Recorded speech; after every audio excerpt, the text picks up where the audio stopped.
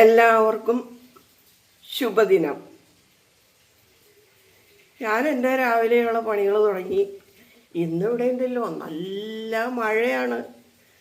പുറത്തേക്ക് ഇറങ്ങാൻ പാടില്ലാത്ത വിധം മഴയാണ്. തണുപ്പും ഉണ്ട്. എന്നേരുതി നമുക്ക് ഫാനിടാതെ ഇരിക്കാനും പറ്റില്ല. നല്ല തണുപ്പുണ്ട്. അതിപ്പോൾ നമ്മുടെ പ്രകൃതിയിലേത് നമ്മുടെ ശരീരത്തെ ബാധിക്കുമല്ലോ. അപ്പോൾ ഈ ശ്വാസം മുട്ടുള്ളവർക്കൊക്കെ ഭയങ്കര ബുദ്ധിമുട്ടാണ്. ചൂടുവെള്ളമൊക്കെ കഴിച്ചിരിക്കണേ എല്ലാവരും. ചൂടുവെള്ളം ഊതി ഊതി കഴിച്ചാൽ ശ്വാസം മുട്ടിന് നല്ല ശമനം കിട്ടും കേട്ടോ. അപ്പം എനിക്കുണ്ട് ശ്വാസം മുട്ട്, അതാണ് ഞാനീ പറയുന്നത്. അപ്പോൾ ഒരു ചുടുചായ മുന്നേ തന്നെ അങ്ങോട്ട് എടുത്തു.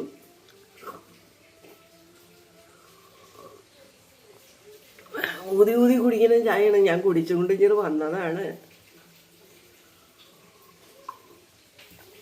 അപ്പോൾ കൂട്ടി തിന്നാനായിട്ടില്ലേ, ഞാനൊരപ്പം എടുത്തു. അപ്പോൾ ഇത് ഉഴുന്നൊന്നും ചേർത്തുണ്ടാക്കിയതല്ല. ഈ ഉഴുന്ന് ചേർത്തുണ്ടാക്കുന്നത് ഞാൻ അധികം ഉണ്ടാക്കാത്തത്, എനിക്ക് പറ്റില്ല അത്. അപ്പോൾ അതുകൊണ്ട് ഞാൻ ഉഴുന്ന് ചേർക്കാതെ ഇടയ്ക്കിടയ്ക്ക് ഉണ്ടാക്കും. ഇടയ്ക്കിടയ്ക്ക് ദോശയും ഇഡ്ഡലിയും ഉണ്ടാക്കും. എനിക്കതങ്ങനെ കഴിക്കുമ്പോൾ വലിയ ബുദ്ധിമുട്ടുണ്ട്. അപ്പോൾ ശ്വാസതടസ്സമുള്ളവർക്ക് ഒന്ന് എഴുന്നേറ്റിട്ട് ചെയ്ത പണികൾ എന്താണെന്ന് വെച്ചാൽ പാല് കാച്ചി വെച്ചു, ചായ എടുത്തു, അപ്പം ചുട്ടു, കുടിക്കാനുള്ള വെള്ളം തിളപ്പിച്ച് അത് ഫ്ലാസ്കിലേക്ക് മാറ്റി വെച്ചു, അരി ചൂടുവെള്ളത്തിൽ കഴുകി അടപ്പത്തിട്ടു.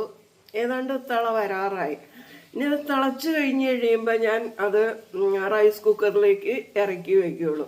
അപ്പം ഈ ആഴ്ചയിൽ ഒട്ടുമിക്ക ദിവസങ്ങളിൽ യാത്ര തന്നെ യാത്ര. വളപ്പിലേക്ക് പോകാറേ ഇല്ല. എന്താണെന്ന് വെച്ചാൽ എന്നുമേ യാത്രയാണ്. എൻഗേജ്മെൻറ്റ്,